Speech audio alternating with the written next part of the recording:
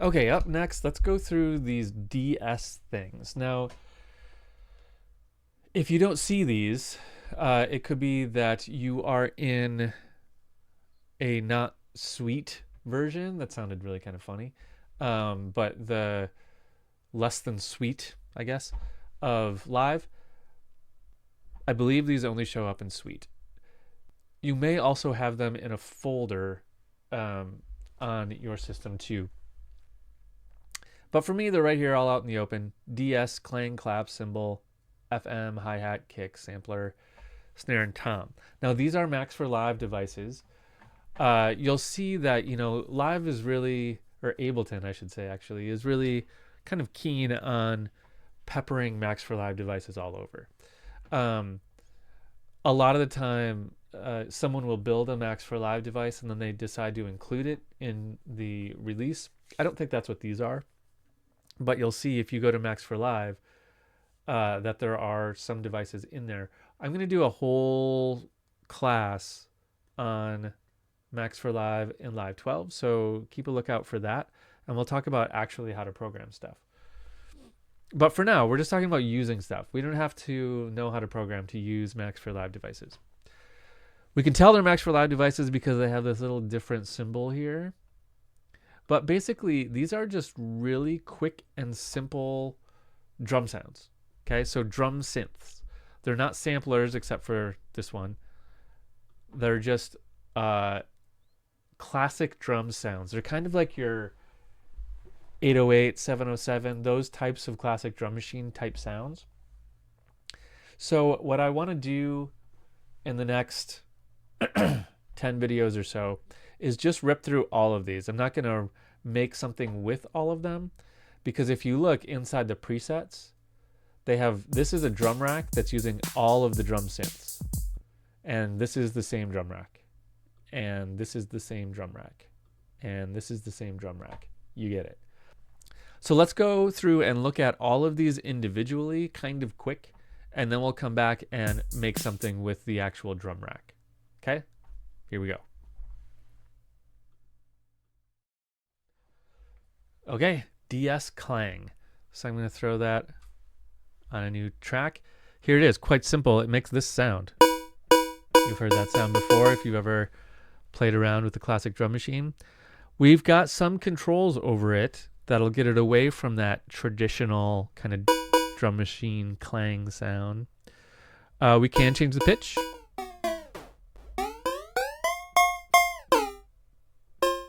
Remember that if you ever change a parameter in Live and want to go back to its default, just click that parameter and press delete. That'll get us back to where it was. Decay, just what you'd think, just stretches it out. Volume, and then some kind of timbral things. We can add this kind of clave sound and a percentage of it. Filters and noise. This is a high pass filter apparently. Add some noise to it. And then tone AB. You're just playing with tones, probably another type of filter. So, really simple.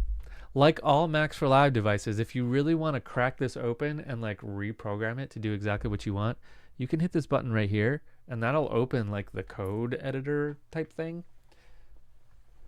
We'll do that when we get deep into Max for Live near the end of this whole sequence, but for now, there's no reason to do that. You can just play with it and have fun with it. So if you want this sound in your track, throw one of these on something and add some rhythms to it. Have you ever been working on a track and said, man, I wish I just had a clap. Like, I just need a clap sample. Well, here's one better. So here's DS clap.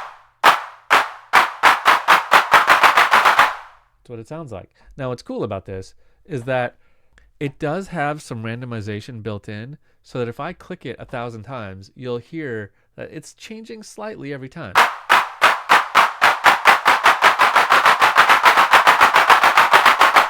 Right? There's like a little bit of variation happening, which is good because that's what would happen if we actually clapped. So we've got this sloppy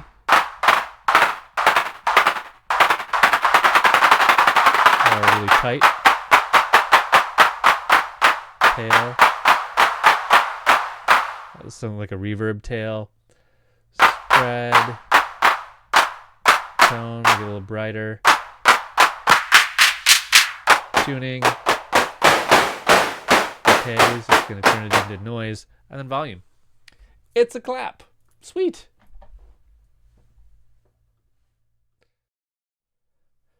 All right, let's look at cymbal next. Okay. Kind of a noisy little cymbal, which is really kind of that kind of 808, 707 sound.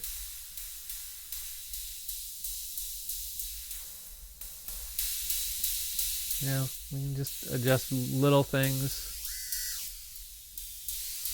Pitch, decay, volume. A little bit on the tone, probably emulating kind of the makeup and size of the cymbal, but it's a cymbal. Okay, onto this FM one. This one's slightly different. Okay, we have a little tone, right? What's interesting about this, and I think this is true about all of these, is that when I play a MIDI note on my keyboard, they're not responding to notes. So I get the same thing no matter what note I play. So it's really just clicking in a note. But here we can kind of say what note we want by dialing up the pitch.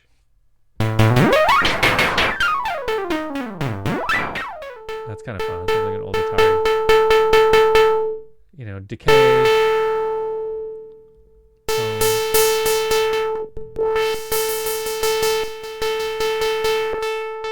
This might be cool for bass stuff.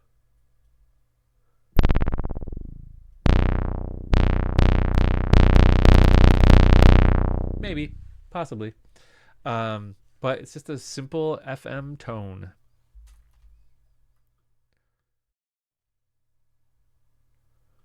All right, let's go to the next one. HH is hi-hat. So, cool. So we have a couple options here. We have white and pink. That has to do with the kind of noise. We have white noise and we have pink noise and a couple other kinds of noises. But most of these percussion sounds are based on noise. That's just kind of how they work. Their noise and a filter is going to get you basically this type of sound. So the type of noise you use will change the sound of it quite a bit. You can change tone, slope, attack. I wonder if that has to do with whether you're hitting it with hitting the top of the stick or the edge of the stick.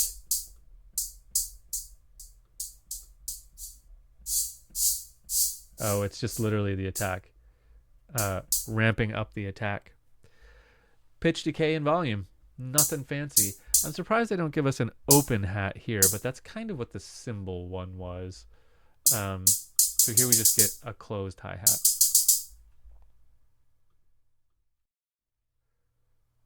Okay, on to what might be the most useful one to me. That is this kick. Sometimes you just need a clean synth kick. And I don't want to dig through a bunch of samples. So that's what I like this one for. Right? It's just perfect. That's a clean synth kick. I can change the pitch to get it out of the way of something else if I need to. I can overdrive it a little bit, adjust the attack of it a little bit, decay, envelope, volume. To be honest, when I use this, I don't adjust anything. I just use it just as is and just lay it into a track. We'll do that in just a minute, but this one's really useful to me. All right, sampler. This one is pretty simple and a little handy. So we can throw that on there. We can drag any sample into it. So let's drag that to it. Okay. Now I can click on it and get it I can play it, and it actually is responding to MIDI notes. I can adjust the start point, adjust the length, which is effectively adjusting the end point. Tune it, loop it, decay, add some decay to it. The shaper.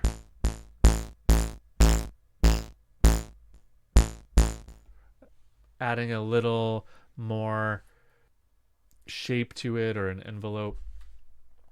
So just a really simple sampler. Throw anything in there and just cue it a whole bunch of times. Neat.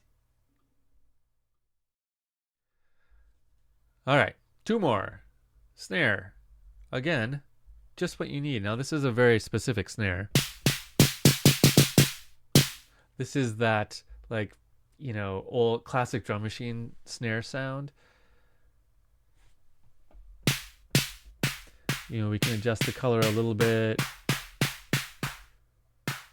High pass, there's a low pass we can put on it. It's gonna make it a lot darker. Band pass.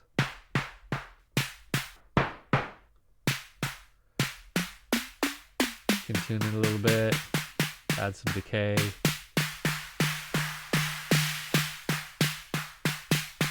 And then, you know, classic drum snare. Nothing fancy. All right, last but not least, the tom.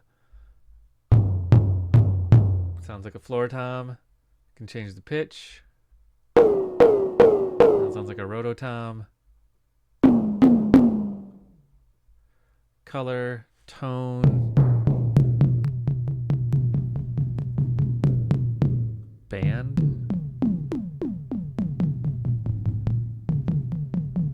Decay and volume. Pretty simple. Honestly, I don't think I've ever used this one, but it's there if you want it. There's a tom. All right, now that we've gone through all those, let's throw one of these DS drum racks onto this track. So this is a drum rack. We've seen this before, and it has all these sounds on it.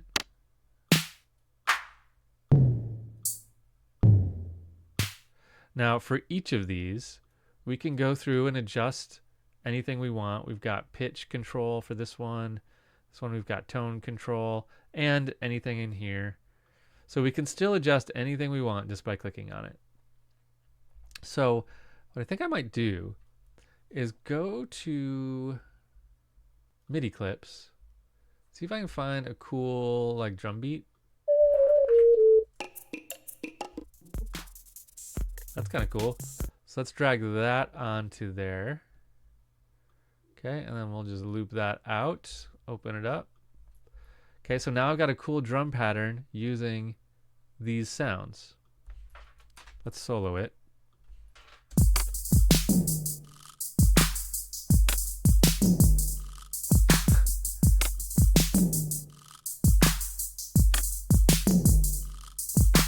That gyro is funny.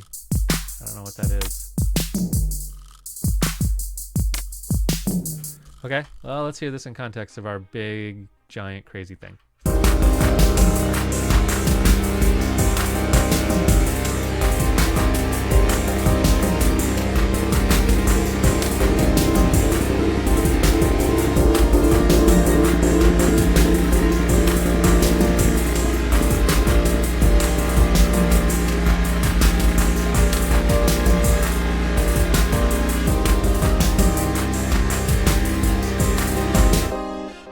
Going somewhere. Could be something. All right, now that we got through all that, let me give you this session one more time in case you want to play with any of these clips, and we'll go from there.